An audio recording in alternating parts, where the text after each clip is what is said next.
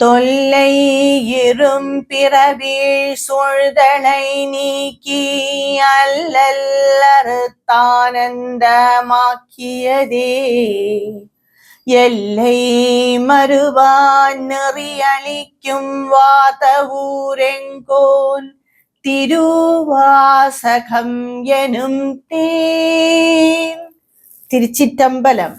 நாம் திருவாசகத்தின் 4வது பாடலான போற்றி திரு அகவலின் விளக்கத்தை பார்த்து கொண்டிருக்கிறோம். இதுவரை 186 வரிகளுக்கான விளக்கத்தை பார்த்து முடித்துள்ளோம். மேலும் பல வரிகளுக்கான விளக்கத்தை இன்றைய வீடியோவில் காண்போம். சுவைதலை மேவிய கண்ணே போற்றி, குவைபதி மலிந்த கோவே போற்றி, மலை நாடுடைய மன்னே போற்றி, கலையார் அரிகே சரியாய் போற்றி, திருக்கழுங்குன்றின் செல்வா போற்றி, பெரும்பமர் புவனத்தரனே போற்றி. சுவைதலை என்பது ஒரு பதி என்றால் அங்கே சிவபெருமான் ஒரு குரு மூலமாகவோ ஒரு பக்தன் மூலமாகவோ அருள் புரிவார். அவ்வாறான பெரிய பதியானதுதான் சுவைதலை.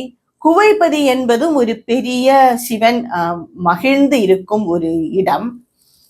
மலைநாடுடைய மண்ணே போற்றி. மலைநாடு என்றால் கைலாயத்தை தான் குறிப்பிடுவார்கள். அங்கே வாழ்கின்ற ஈசனே போற்றி. கலையார் அரிகேசரியாய் போற்றி. அரிகேசரி என்பது அரிகேசநல்லூர், திருநெல்வேலி மாவட்டத்தில் அரிகேசநல்லூர். அங்கே அரியநாதனாக சிவன் இருந்து காட்சி கொடுக்கிறார் எல்லோ பக்தர்களுக்கும். அந்த அரியநாத சுவாமியாக இருந்து அவர் அருள் புரிகிறார். அங்கே இருப்பவனே போற்றி. திருக்கழுங்குன்றின் செல்வா போற்றி. திருக்கழுங்குன்றத்திலே உறைந்திருப்பவனே. இது முன்பே நாம் கீர்த்தி திரு அகவலிலே பார்த்திருக்கிறோம். பெரும்பமர் புவனத்தரனே போற்றி. மலைகளை உடைய திருபுவனம் என்னும் இடத்தில் அமர்ந்திருந்து அருள் புரிபவனே போற்றி. இந்த வரிகளில் எல்லாம் மாணிக்கவாசக பெருமான் சிவபெருமான் ஒவ்வொரு இடங்களிலாக இருந்து எவ்வாறு அருள் புரிகிறார் என்பதை பற்றி கூறுகிறார். இது எல்லாம் பாடல் பெற்ற தலங்கள்.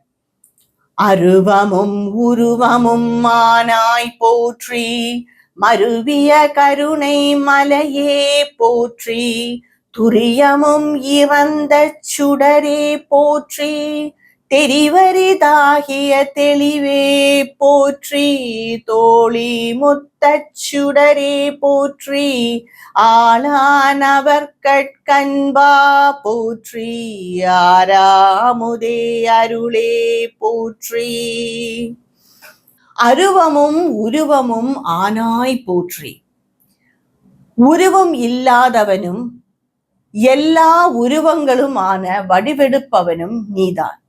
உருவம் இல்லாமல் இருப்பவனும் நீதான், உருவம் எடுப்பவனும் நீதான். அதாவது சிவபெருமான் எங்கும் இருக்கிறார்.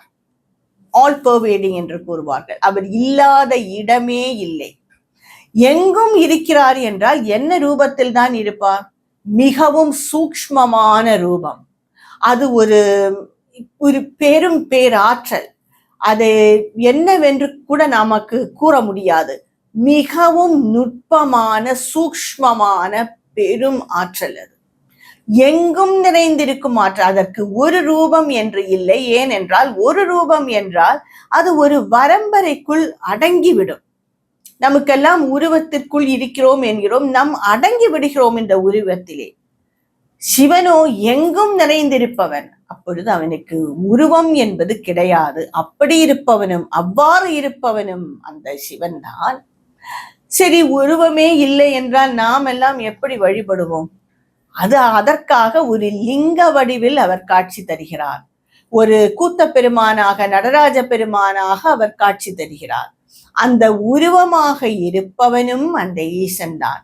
இந்த உறவு எடுப்பதே பக்தர்களுக்காக, அவர்களுக்கு புரிய வேண்டுமே. எல்லோருக்கும் அருவம் என்றால் புரியாது. அப்படி என்ன அருவமான ஒன்றை எப்படி நாம் வழிபடுவது? வழிபடுவதற்காகவே, பக்தர்களுக்கு பக்தி என்ற பாலத்தை அமைப்பதற்காகவே அவர் உருவெடுத்து நிற்கின்றார். அது மட்டுமல்ல, நாம் காணும் எல்லா உருவின் அகமும் சிவன்தான் இருக்கிறார். நம்முள்ளும் சிவன் இருக்கிறார், பிறரிடமும் சிவன் இருக்கிறார். அவன் எங்கும் நிறைந்திருக்கும் பேராற்றல். இது இரண்டுமாக இருப்பவன் நீதான். மருவிய கருணை மலையே போற்றி, மலை போன்ற பெரும் கருணை உடையவனே உனக்கு வணக்கம். துரியமும் இறந்த சுடரே போற்றி. துரியம் என்பது ஒரு நிலை. நாம் எல்லோருமே 3 நிலைகளில் தான் இருக்கிறோம், எல்லா ஜீவராசிகளும். அது உணர்வு நிலை, உணர்ந்திருக்கும் விழித்திருக்கும் நிலை, விழிப்பு நிலை, உறக்கம், ஆழ்ந்த உறக்க நிலை, கனவு நிலை. இந்த 3 நிலைகளில் ஏதோ ஒன்றில் இருந்துதான் நாம் கர்மங்கள் பூரா செய்து கொண்டிருக்கிறோம். நம் வாழ்க்கை என்பது, ஒரு உயிர் என்பது இந்த 3 நிலையில் ஏதோ ஒரு நிலையில் தான் இருக்கும். இப்பொழுது நாம் எல்லோரும் விழிப்பு நிலையில் இருக்கிறோம். இரவான் ஆகிவிட்டால் ஆழ்ந்த உறக்கம் இல்லை கனவு நிலையில் தானாகவே போய்விடுவோம். இந்த 3 நிலையும் இருப்பது துரிய நிலை என்ப ஒரு நிலையில்தான். அந்த துரிய நிலைதான் அடிப்படையான நிலை. அதில் இருந்துதான் இந்த 3 நிலைகளும் வருகின்றது. ஆனால் நமக்கு அந்த துரிய நிலை இருப்பது போலவே தோன்றவில்லை. இந்த 3 நிலைகள் தான் நமக்கு இருக்கிறது. சிவனோ இந்த துரியமும் கடந்தவன், அந்த துரியத்தையும் கடந்தவன் அந்த ஈசன் என்று கூறுகிறார் மாணிக்கவாசகடிகளார். தெரிவரிதாகிய தெளிவே போற்றி. உன்னை அறிவதற்கு மிகவும் அரியவன் நீ. ஏனென்றால் உலகில் உள்ள எந்த கல்வி மூலமும் உன்னை அறிய முடியாது. ஆனால் அதே சமயத்தில் உன்னை ஆழ்ந்த தியானத்தில் மிகவும் எளிதாக தெளிவாக அறிந்து விடலாம். நாம் புறமே இருக்கும் இந்திரியங்கள் வைத்து சிவனை அறிய முடியாது. அவரை ஏதோ வடிவில் காணலாம், கோவிலில் காணலாம், அவரின் படங்களை பார்க்கலாம், இப்படித்தான் சிவன் இருப்பார் என்று நினைத்து வரைந்திருக்கிறார்கள். இதுதானே தவிர அந்த ஈசனை உணர வேண்டும் என்றால் நாம் கண் மூடி தியானம் செய்ய வேண்டும். அப்பொழுது அவன் மிகவும் தெளிவாக பக்தனுக்கு புரிய வைப்பான். தெரிவரிதாகிய தெளிவே போற்றி. உன்னை உலக அறிவினால் அறிய முடியாது, ஆனால் ஆழ்ந்த தியானத்தில் மிக தெளிவாக தெரியலாம். தோழி முத்த சுடரே போற்றி. துளையிடப்படாத முத்து, புது முத்தானது. நாம் எல்லோரும் முத்து மாலைகள், முத்து வேறு என்னென்னவோ ஆபரணங்கள் வைத்திருக்கிறோம். அது எல்லாம் அந்த காலத்தில் இருப்பது போல் அந்த கடலிலே இருந்து முத்து சிப்பியிலே இருந்து எடுத்த முத்து என்று கூற முடியாது. அவ்வாறான முத்துக்கள் இப்பொழுது இல்லை. எல்லாமே இந்த கல்ச்சர்ட் பேர்ல், உருவாக்கின முத்துக்கள் தான். ஆனால் சிவனோ அந்த புது கடலில் இருந்து கிடைக்குமே அந்த சிப்பிக்குள் இருக்கும் முத்து, அதை பார்த்தாலே அந்த வித்தியாசம் தெரியும். அதை பார்த்தவர்களுக்கு இதை பார்த்தால் வித்தியாசம் கண்டுபிடித்து விடுவார்கள். அவ்வளவு ஒரு அழகான பிரகாசமாக ஒரு பொலிவுடன் இருக்கும். பிரகாசம் என்றால் ஏதோ கண் கூசும் பிரகாசம் அளவுக்கெல்லாம் இருக்காது. அழகான ஒரு அமலான குளுமையான ஒரு பிரகாசமாக இருக்கும். அந்த உண்மையான கடலிலே சிப்பிக்குள் இருந்து எடுக்கும் முத்துக்களுக்கு அவ்வாறான ஒரு பிரகாசம் இருக்கும். அதுவும் புதிதாக தோன்றின அந்த முத்து என்றால் அதை துளையிடக்கூட செய்திருக்காது.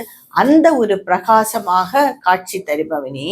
ஆளானவர் கண்பா போற்றி. தன்னில் இரக்கம் உடையவர்களுக்கு அன்பு காட்டுபவனே போற்றி. தன்னில் இறங்கியவர்களுக்கு, அதாவது தன் பக்தர்களுக்கு மிகவும் அன்பு காட்டுபவனே. ஆறாமுதே அருளே போற்றி. அமுதானவன், நீ தெவிட்டாத அமுதானவன், அருள் செய்பவனே உனக்கு வணக்கம். பேராயிரமுடை பெம்மான் போற்றி. தாளி அருகின் தாராய் போற்றி.